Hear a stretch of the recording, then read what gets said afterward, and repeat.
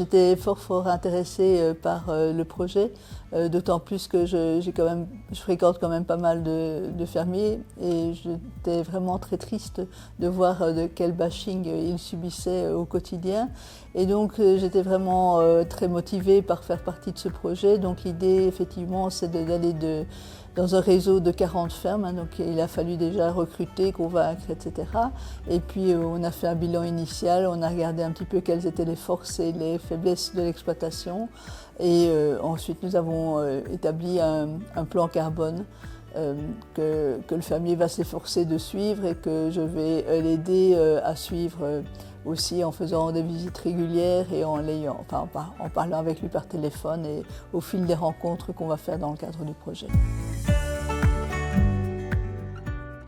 Ici, au niveau de l'Université de Liège, je suis la seule conseillère, donc c'est moi je suis leur contact de prix d'élection. Donc on s'est déjà rencontrés pour faire le bilan. Donc le bilan initial est relativement long, donc on a 150 données à collecter. Évidemment, parfois en rentrant au bureau, elles ne sont pas tout à fait complètes. Donc je veux dire, on a déjà eu pas mal de contacts avec eux au moment du projet initial, enfin du bilan initial. Et puis bon, depuis, on s'est déjà revus encore pour voir ce qu'on pouvait mettre en place sur l'exploitation, pour situer leur exploitation aussi par rapport à la moyenne et par rapport aux autres fermes. Et puis maintenant, puisqu'on est dans les premiers meetings où on peut prendre contact et discuter avec d'autres fermiers, je les ai sollicités aussi pour venir ici et pour en tirer le meilleur. Ce que je vois souvent au niveau des exploitations, c'est que l'intervalle vélage est très long, que l'âge au premier vélage est très long aussi.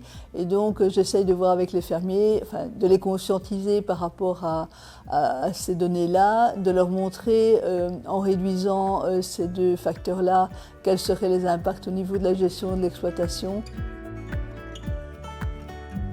Je suis très attentive au nombre de concentrés, aux quantités de concentrés qui sont distribués au bétail. Et puis alors après, un volet un petit peu moins gai pour moi, parce que toujours avec mon background de vétérinaire, je dois parler un petit peu de ce qu'on pourrait faire au niveau des cultures pour diminuer ces émissions de gaz à effet de serre. Donc aussi bien passer à des systèmes d'implantation de légumineuses que de diminuer la fertilisation tant organique que minérale au niveau des exploitations.